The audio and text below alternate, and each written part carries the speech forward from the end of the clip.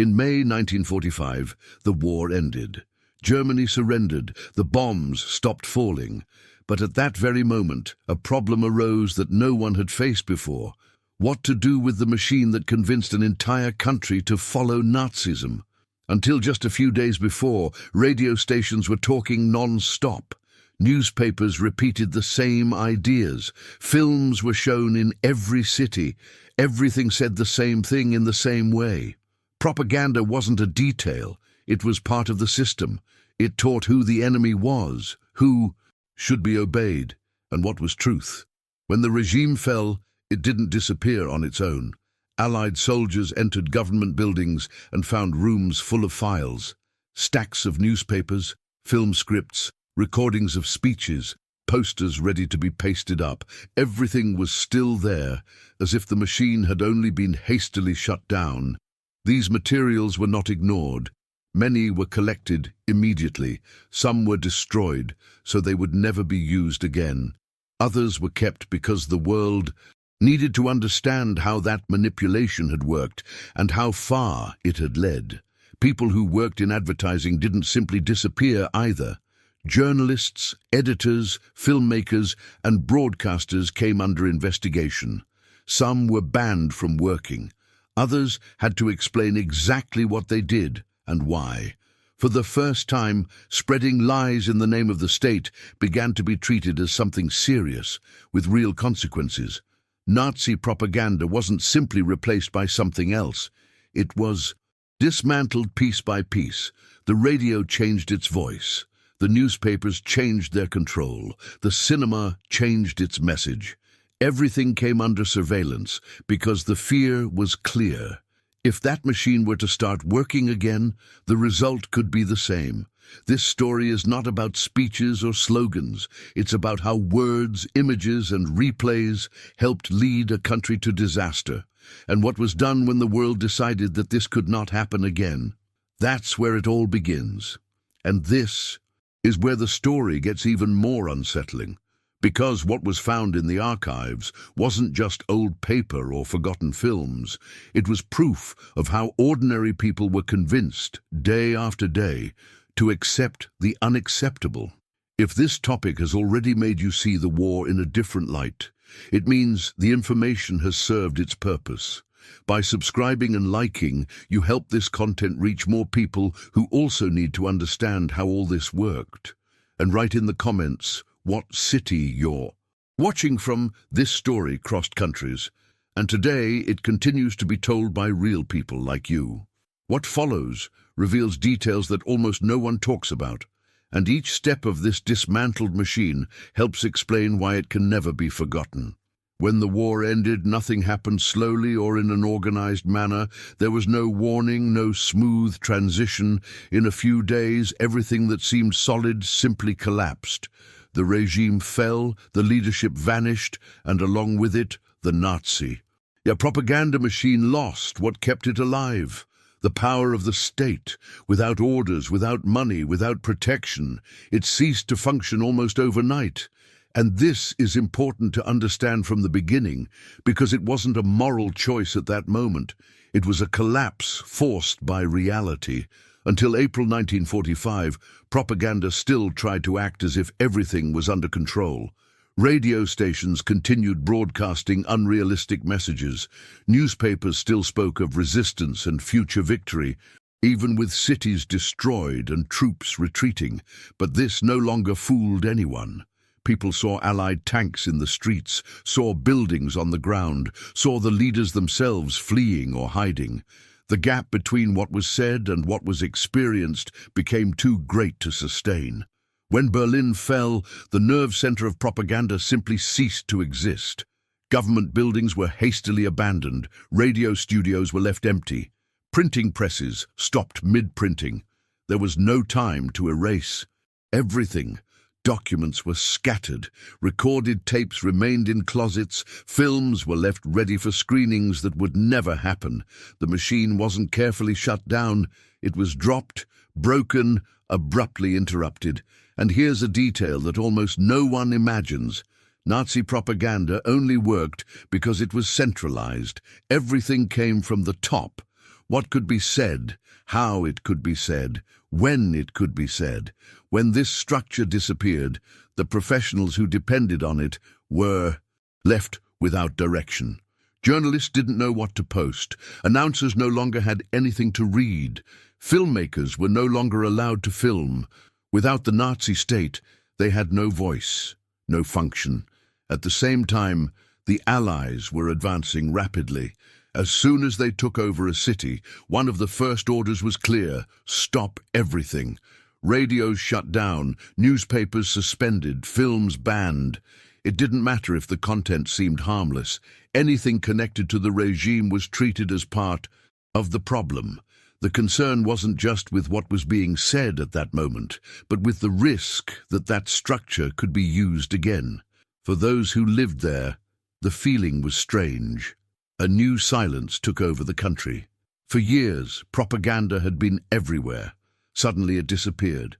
There were no more slogans on the walls, nor voices dictating certainties on the radio. People came to depend on word of mouth, military announcements, simple notices. It was a shock. For many, it was. The first time in a long time that there wasn't someone telling them exactly what to think. But this silence didn't mean it was all over. On the contrary, it marked the beginning of something even more serious. Because while the propaganda stopped talking, someone began to look back and ask a dangerous question: how was all this possible? And when this question began to circulate, the machine that seemed dead began to be seen not as something forgotten, but as something that needed to be understood before it was too late. After the machine stopped, attention naturally turned to a simple yet weighty question: who was in charge of all this? Because that propaganda didn't appear out of nowhere. It had a center, clear orders, and a man who controlled every detail. And when you look at the final days of the war, you can see that the end of the propaganda began even before Germany's official surrender. While the country crumbled, the main person responsible for Nazi propaganda didn't try to flee, didn't try to negotiate, and didn't try to save what he had built. He stayed in Berlin until the end, locked in the bunker, watching the collapse in real time. The messages that were still being transmitted in those last days no longer had any force. They were repetitive, disconnected from reality, almost desperate. There was no longer an audience. There was no longer any belief. It was like talking to oneself. When Berlin finally fell, everything ended brutally. In a few hours, the man who for years controlled radio, newspapers, films and speeches simply ceased to exist. There was no trial, no public explanation, no defense. The leadership of Nazi propaganda ended there definitively, with no chance of continuation. And that's no small detail. Without him, there was no one left with the authority to keep that machine running. The Ministry of Propaganda, which once seemed untouchable, became an empty building. Employees disappeared, documents were left behind, drawers were hastily opened. Many knew it was all over, others took longer to understand, but the fact is that without leadership, that structure completely lost its meaning. There was no one left to give orders, to approve content, or to define what could be said. And here, a quick pause is necessary, because this helps to understand the real impact of this moment. Nazi propaganda was not decentralized. A newspaper didn't decide on its own what to publish. A radio station didn't say whatever it wanted. A film wasn't made without approval. Everything went through rigid control. When that control disappeared, the entire system collapsed automatically. There was no organized resistance. There was no attempt to continue in secret. It simply ended. Many of the professionals connected to the ministry panicked. Some tried to hide their involvement. Others burned documents. Others fled. But no one tried to keep the propaganda active. This shows how much it depended on the power of the regime to exist. Without the Nazi state, it had no base, no protection, and no way to survive. For the Allies, this quickly became clear. The death of the main propaganda figure was seen not just as the end of one person, but as the end of an entire system. It was confirmation that this machine had no successor. There would be no one to take control and continue the work. The center had been destroyed. But this did not bring immediate relief. On the contrary, the absence of leadership raised another concern. If there was no one left in charge, what to do with everything that had already been produced? Because the propaganda wasn't just in people's hands. It was in archives, films, recorded speeches, books scattered throughout the country. And now, without the man who controlled everything, someone needed to decide the fate of this material. And it is precisely at this point that the story begins to get more tense, because the problem was no longer who was in charge of the advertising, but what to do with what it left behind. When the Allies took control of Germany, the priority wasn't organizing the country, rebuilding cities, or thinking about the future. Before anything else, it was necessary to cut the evil at its root. And for them, Nazi propaganda was an immediate threat. It didn't matter that the war was over.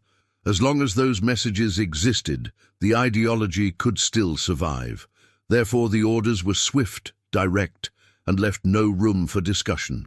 As soon as Allied troops entered a city, one of the first actions was to seize the means of communication. Radio stations were occupied on the same day. Transmitters were shut down. Newspapers had their circulation suspended without prior notice. Printing presses were closed, often with unfinished editions still on the tables. There was no negotiation. There was no lengthy explanation. It was simple. This could no longer function, and this caused enormous shock among the population. Imagine living for years hearing the same voice on the radio, reading the same speeches in the newspaper, seeing the same symbols in the streets, and suddenly, nothing. No broadcasts, no newspapers arriving in the morning, no films showing. The silence wasn't just strange, it was uncomfortable. For many Germans, that absence was the first real sign that it had truly all ended. The Allies were not only concerned with the present, but with the long-term effect. They knew that propaganda doesn't just act at the moment it's transmitted. It leaves marks. So, any material linked to Nazism began to be treated as dangerous. Posters were torn from walls, flags were confiscated, books were seized, films were banned from being shown, even if they didn't seem aggressive at first glance. Radio was a sensitive issue. During the regime, almost every home had a radio. It was the main means of spreading messages. Therefore, the Allies assumed total control of these broadcasts. No station could return to the air without authorization. And when it did, the content was strictly supervised. No political speeches, no old symbols, nothing that could sound like continuity. The same thing happened with the newspapers. Editors and journalists couldn't simply go back to work. Many were removed immediately. Others had to undergo investigations. Some never wrote professionally again. The idea was clear. Those who helped spread lies couldn't continue speaking as if nothing had happened. The film industry was also hit hard. Studios were closed. Finished films never reached audiences. Works that had been shown years before were withdrawn from circulation. For a country that used cinema as a tool of persuasion, this was a profound blow. The dark screen was a way of saying, this story will no longer be told this way. None of this was done carefully or delicately. It was a harsh action because the fear was real. The Allies did not want Nazi propaganda to become something clandestine, whispered messages, or material passed from hand to hand. The strategy was to prevent any possibility of reorganization from the very first moment. To those on the other side, it seemed like an exaggeration. Some Germans believed it was collective punishment. Others said that propaganda no longer had any power. But the Allies had learned, in the hardest way possible, that ideas survive even when armies fall, and they weren't willing to take that risk. But this total repression brought a new dilemma. By shutting everything down, collecting everything, prohibiting everything, a question began to emerge behind the scenes. What to do with the absurd amount of material that was being seized? Because it wasn't just a few isolated posters or newspapers, it was millions of documents, films, photos, recordings. And in that forced silence, it became clear that shutting down the propaganda was only the first step. The problem was now piled up in boxes, waiting for a decision that no one yet had the courage to make. After radios were shut down, newspapers suspended, and cinemas closed, came the most tense and silent moment of all, dealing with what had been produced over the years. It was no small thing. These weren't isolated boxes. They were entire buildings filled with paper, films, records, photographs, recordings of speeches, scripts, internal reports. Nazi propaganda had been planned to last, to be repeated, archived, reused. And now, all of this was in the hands of the Allies. In the beginning, nobody had a clear plan. The troops found rooms crammed with material, and decisions had to be made on the spot. In some places, the order was simple: destroy. Posters were torn down, books thrown into piles, films burned without even being watched. The idea was to prevent any chance of reuse. The less there was, the better. In smaller cities, this happened almost automatically, without records, without care, just in a hurry. But it soon became clear that destroying everything was also a problem, because that propaganda wasn't just ideological garbage. It was proof of how the regime functioned, how lies were constructed, how hatred was normalized. So while some of the material was eliminated, another part began to be separated, catalogued and stored, not out of curiosity, but out of necessity. Thousands of films were seized and sent to analysis centers. Radio recordings were collected, speeches were transcribed, newspapers were piled up in warehouses. It wasn't a quick or organized job at first. Often, soldiers didn't even know what they were storing. They were simply ordered to seal, transport, and deliver. The volume was so large that no one could grasp its true scale. For those living in Germany, this went almost unnoticed. People saw trucks carrying boxes, saw buildings being closed, but they didn't understand what was happening behind the scenes. They only felt the emptiness. The content that had dominated daily life simply disappeared, as if it had never existed. But it did exist, only. Now hidden, out of sight, being examined piece by piece. This process also created tension among the Allies themselves. Some argued that everything should be destroyed without exception. Others insisted that erasing that material would erase the chance to learn from the mistake. In the midst of this, decisions were made on a case-by-case basis. A film was burned in one city and preserved in another. A book was destroyed en masse, while a specific edition was kept for study. None of this was done with academic detachment at the time. It was all very recent, very heavy. The images still hurt. The words still carried impact. Many of those who handled that material had just come from the front lines or liberated concentration camps. Contact with the propaganda was not neutral, it was disturbing, and the more material was analyzed, the clearer one thing became: the propaganda wasn't improvised. It was planned down to the smallest detail. Every word had a function, every image had a purpose. And that began to frighten those in control even more, because destroying it was easy. What was difficult was accepting how well it had worked. Gradually, the focus shifted from simply eliminating the immediate risk to understanding the mechanism. How had it convinced so many people? How had it infiltrated schools, homes, churches, cinemas, and radio stations? These questions began to arise as boxes were opened, films were watched in silence, and texts were read with uncomfortable attention.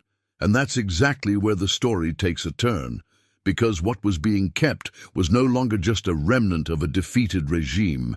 It was material that was beginning to be seen as something bigger, something that would need to be used in a way that no one had planned at the beginning. What had been created to manipulate was now beginning to take on another destiny, a destiny that went far beyond simply being destroyed. Before long, what had been kept hidden in boxes began to emerge from the darkness, not to return to the streets, nor to be heard on the radio, but for something completely different.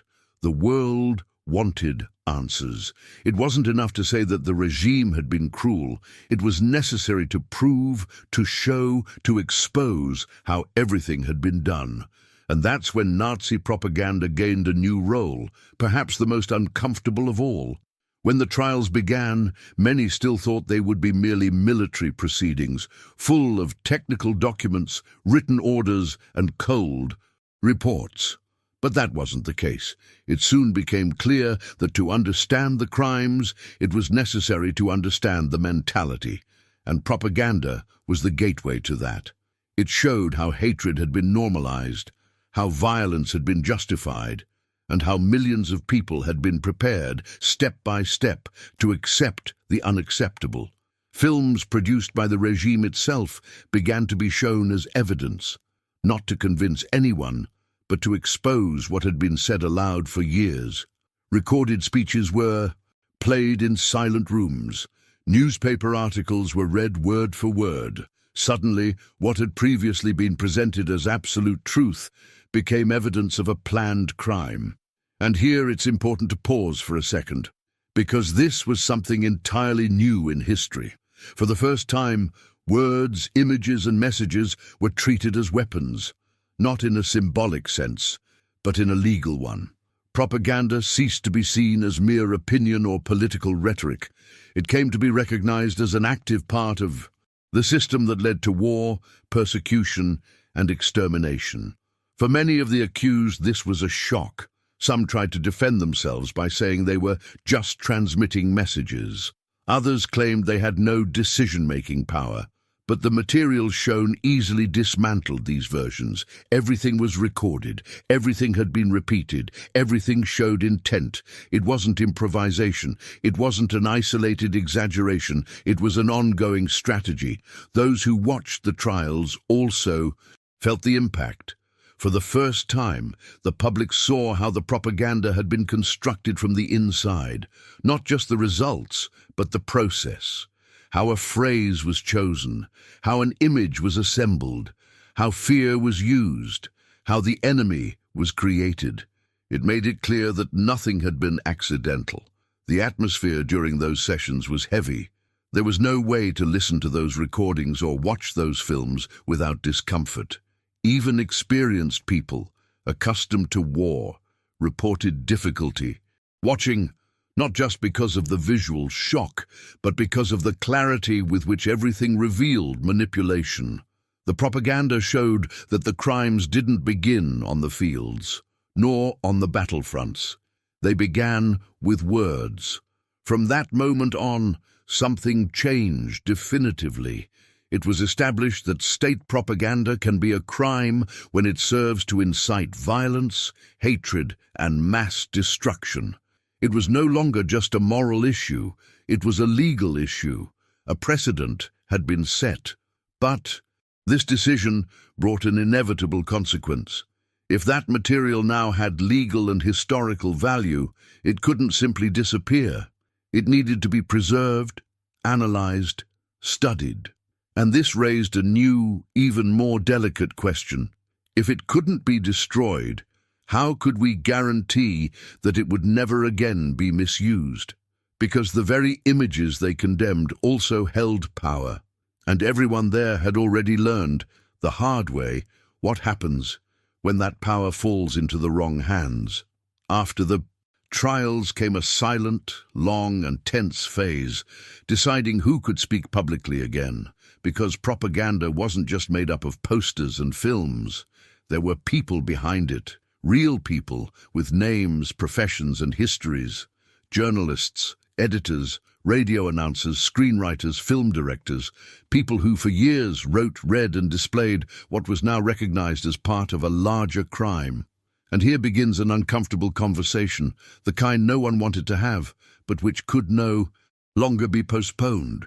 Had these people merely obeyed orders, or had they actively participated in the manipulation? Were they aware of what they were doing, or were they simply repeating what came from above? It wasn't easy to answer, but ignoring it wasn't an option. The Allies then initiated a broad investigation process known as denazification, and this hit the media hard.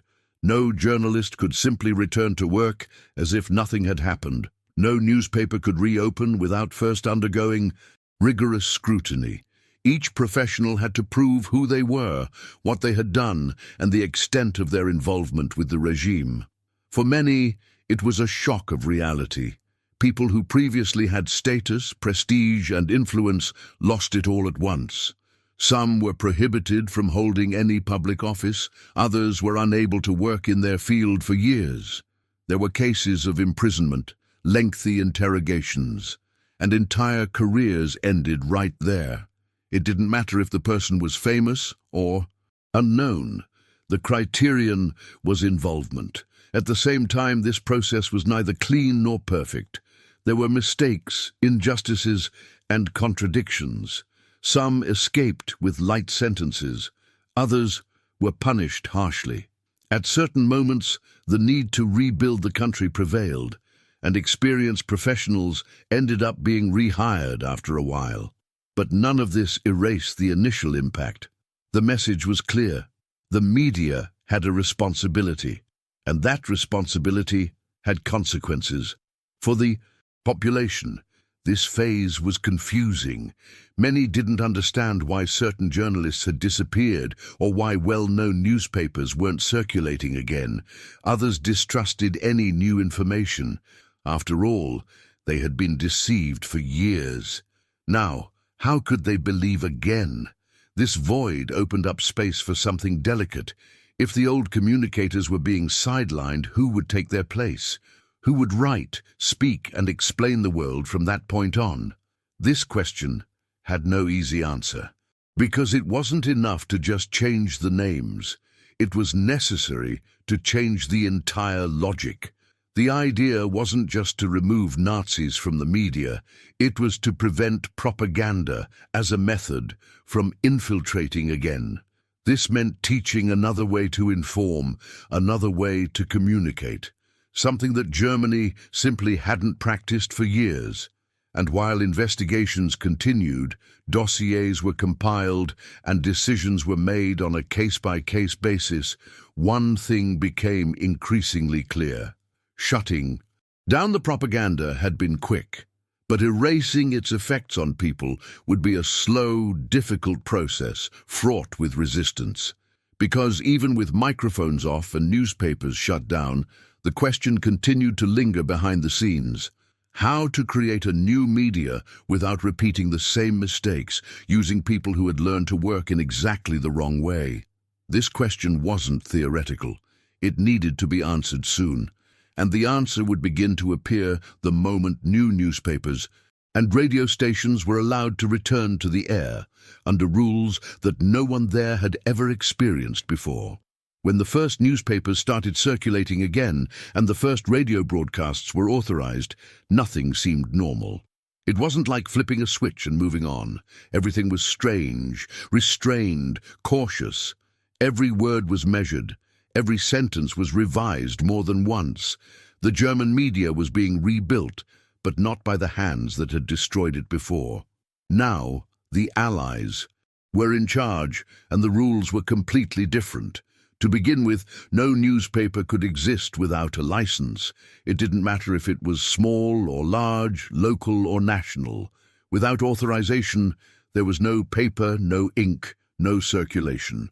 And this license didn't come easily. Those in charge had to undergo investigations, show that they had no connection with the regime, prove that they understood what had happened, and that they were willing to work differently. For many, this was humiliating. For others, it was the only chance to start over. The content also changed radically. No more inflammatory speeches, no more aggressive language, no more imaginary enemies. The news became direct, dry, factual. For those accustomed to emotion, slogans, and absolute certainties, it seemed cold. But that was precisely the intention. The idea was to break the habit of manipulation, to cut the emotional effect that had been used for so long. Radio followed the same path. Broadcasts returned slowly, under constant supervision. There was no room for political opinion. The focus was on basic information, practical advice, and educational programs. At times, it seemed more like a lesson than a news broadcast, and in a way, it was. The population needed to relearn how to listen without being led. The film industry also underwent a profound transformation. Old films remained banned. New productions were only allowed if they followed strict criteria. No glorification, no artificial heroism, no single narrative. Entertainment ceased to be a tool of control and began to be treated with suspicion. Every script was analyzed, every scene scrutinized. For many people, this generated frustration. Some said the media had lost its soul. Others complained that everything seemed too censored, but the trauma was too recent to take risks. The priority wasn't to please, it was to avoid any chance of a repeat. At the same time, this reconstruction brought something new. For the first time in years, different opinions began to emerge. Minor disagreements, varied points of view. It wasn't a full democracy yet, but it was a start.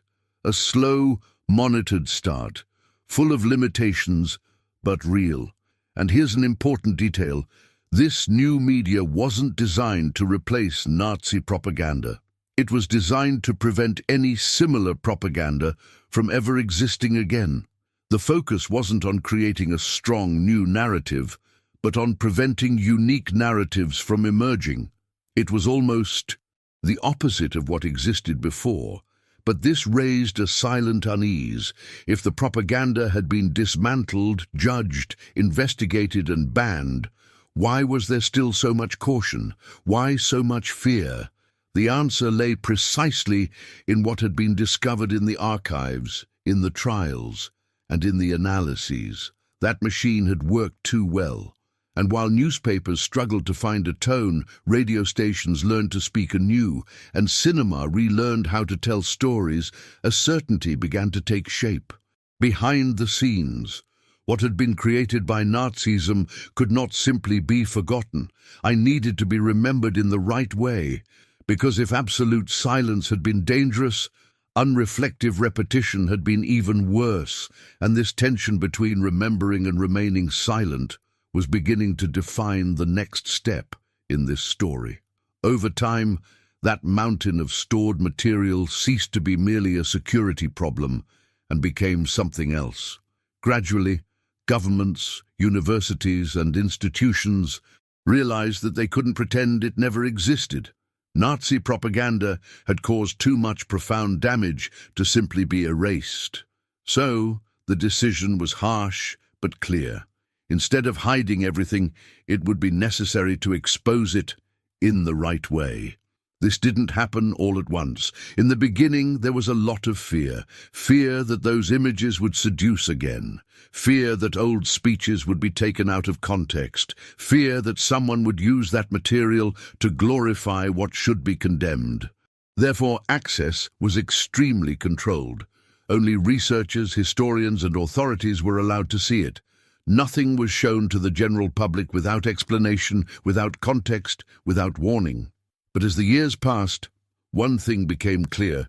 Studying that propaganda was a way to protect oneself against it, to show how the lies were constructed, how fear was exploited, how repetition worked. Instead of hiding the method, it began to be dismantled in classrooms, books, exhibitions, and documentaries, not to shock, but to warn. Museums began displaying posters and films with clear, direct explanations, without unnecessary dramatization. Teachers started using this material to show how an entire society can be led, step by step, to accept extreme ideas. It was no longer about pointing out individual culprits, but about explaining a process, and that made a difference. For many people, it was uncomfortable. Some didn't want to look at it. Some preferred to forget. But Ignoring it didn't prevent the risk of repetition. On the contrary, the more people understood how propaganda worked, the clearer it became that it didn't depend solely on a specific regime. It depended on emotion, fear, simplification, and repetition, things that continue to exist in any era. This study also changed how the world viewed propaganda in general. The Nazi case became a point of reference. Whenever a government emerged using communication to attack groups, distort facts, or create internal enemies, the comparison resurfaced, not as an exaggeration, but as a historical warning. And here's an important point. That machine that had been dismantled left a trail. It showed that propaganda isn't just political discourse, it's technique, it's strategy, it's applied psychology on a large scale, and understanding that became a tool for defense. The curious thing is that the more time passed, the less that material seemed like something from the past. Many of the techniques used, they remained recognizable. The difference was the context, not the method. And this meant that the study of Nazi propaganda ceased to be just about Germany or about the war. It became about any society. But this decision to study, exhibit, and remember brought an enormous weight, because remembering demands responsibility, showing demands care. And the question that wouldn't go away was simple and uncomfortable. To what extent is it safe to keep alive the memory of something that has already proven to be so powerful? This doubt didn't arise out of nowhere. It stemmed precisely from the fear that even disassembled, that machine could still teach something dangerous if it fell into the wrong hands. And this concern would inevitably lead to the final conclusion of this story, what truly remained as a legacy of Nazi propaganda, and why it never was, nor could it be, replaced. When everything was dismantled, analyzed, judged, and studied, it became clear that the Nazi propaganda machine did not have an aftermath in the common sense. It was not reused, reformulated, or replaced by something similar. It was consciously shut down, not because it was technically flawed, but precisely because it had worked too well. And that detail changes everything. Unlike factories, armies, or administrative structures, propaganda couldn't simply change hands and continue operating. The risk was too great. The same techniques that had convinced millions of people could be used again by any group in any context. So the decision was tough but necessary. That machine couldn't continue to exist as a system. It needed to become an example, not a tool. What remained was a permanent warning. Nazi propaganda came to be remembered not as an isolated mistake, but as proof of what happens when communication becomes a weapon. It showed that it is not necessary to coerce someone when you can convince them through fear, repetition, and simplification. And that was more frightening than any tank or bomb. Over time, this understanding spread. Laws were created to prohibit symbols, speeches, and organizations that attempted to revive that ideology, not out of gratuitous censorship, but out of historical memory. The world had learned that certain ideas, when packaged in the right way, can spread too quickly. Germany, in particular, bore this burden directly. There was no attempt to create a new national propaganda machine to replace the old one. On the contrary, there was a continuous effort to decentralize information, allow multiple voices, and avoid any excessive concentration of control over the media. It wasn't perfection, it was prevention. The most important thing is that Nazi propaganda left an invisible but enduring legacy. It has become a reference point in courses on communication, history, psychology, and politics. Whenever someone studies mass manipulation, it comes up. Whenever institutional hate speech is discussed, it emerges as an example, not because we want to revive it, but because forgetting it would be the greatest mistake. And perhaps the most uncomfortable point of all is this: that machine didn't depend solely on a dictator or a party. It depended on ordinary people believing, repeating, and accepting it. That's what makes its legacy so heavy. It proves that entire societies can be led without realizing it. Therefore, Nazi propaganda had no successor, it had no continuity, it had no official rebirth. It was transformed into a warning, a silent but constant warning that words, images, and narratives shape realities, and that shutting down one machine is easy compared to the work of preventing another one like it from being built. And when you look at all of this in sequence, from the sudden silence of 1945 to the extreme care taken to remember without repeating, it becomes clear that that initial question never ceased to make sense. What happened to the Nazi propaganda machine after the war was not just its end. It was the beginning of a surveillance that continues to this day.